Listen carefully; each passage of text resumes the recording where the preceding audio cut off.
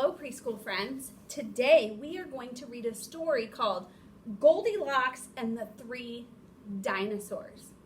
At the end of the story, you will be able to compare Goldilocks and the Three Dinosaurs to Goldilocks and the Three Bears story and be able to tell us what the differences are and what are the things that are alike.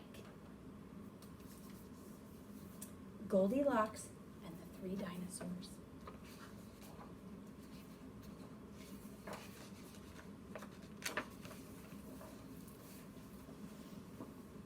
Once upon a time, there were three dinosaurs: Papa Dinosaur, Mama Dinosaur, and some other dinosaur who happened to be visiting from Norway.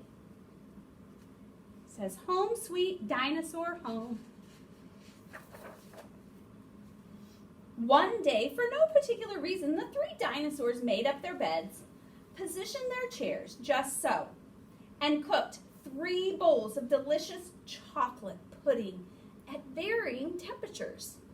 So what that means is each one of them had their own temperature hot. So it might have burnt their tongue, it might have been too cold, that kind of thing.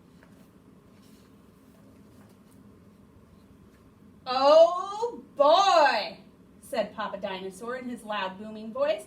"It is finally time to leave and go to the, someplace else." "Yes," continued Mama Dinosaur, "I sure hope no innocent little succulent child happens by our unlocked home while we are, someplace else."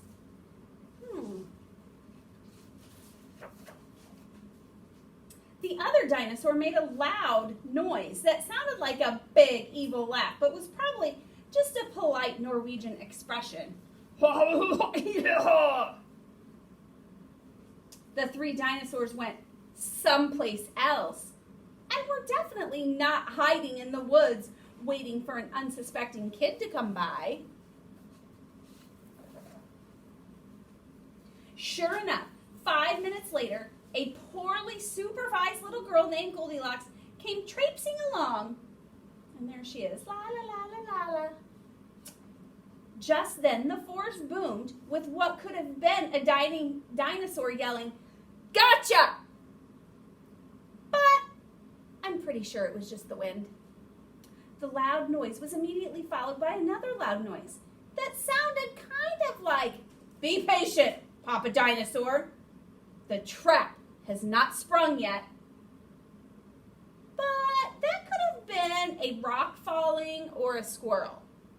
What do you think?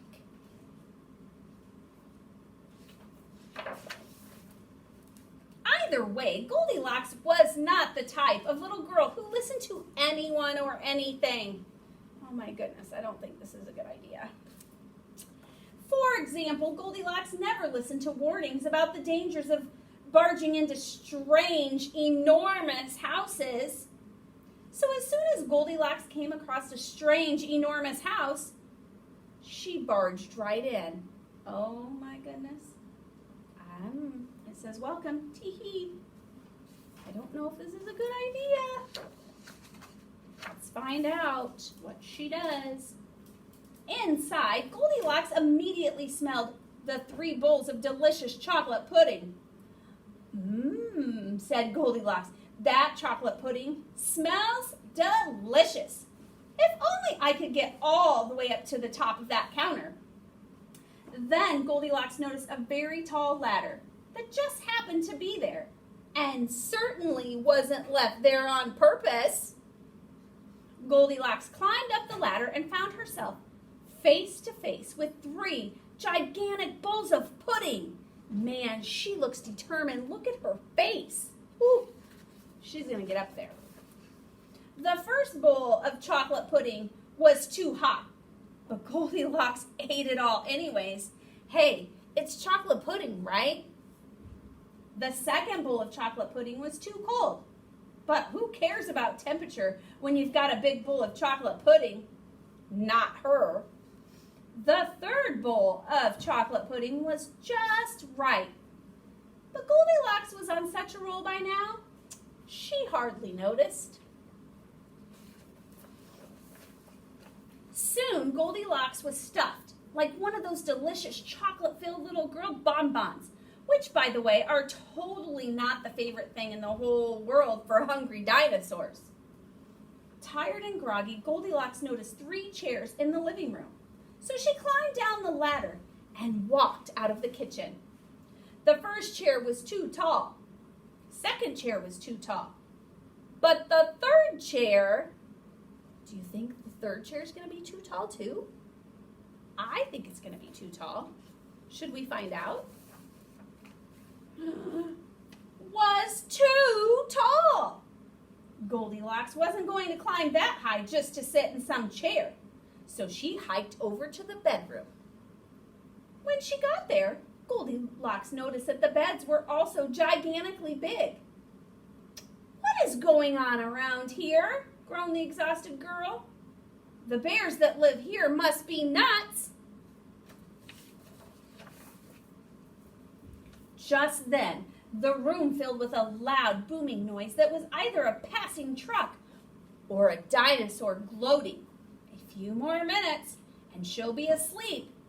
Delicious chocolate-filled little girl bonbons are yummier when they're rested.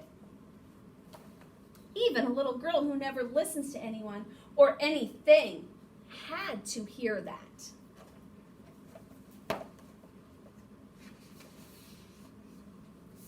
Goldilocks took a minute to stop and think, which was longer than she was used to stopping and thinking. "Hey," she told herself, "this isn't some bear's house. This is some dinosaur's house." Say what? You say what you like about Goldilocks, but she was no fool. And as quickly as she could, she ran to the back door and she got out of there. Just then, a loud plane flew by, which sounded pretty much like a trio of dinosaurs yelling, "Now!" or "Charge!" or the Norwegian expression for "chewy bonbon time." Suddenly and completely, coincidentally, the 3 dinosaurs rushed through the front door. But they were too late.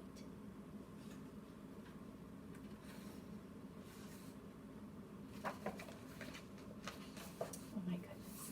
Goldilocks was gone, and all that was left in the house were 3 disappointed dinosaurs. The end. So the moral is, if you ever find yourself in the wrong story, leave. So she left the dinosaur story, and where did she go? She found the 3 bears. Is she in the right story now? Maybe.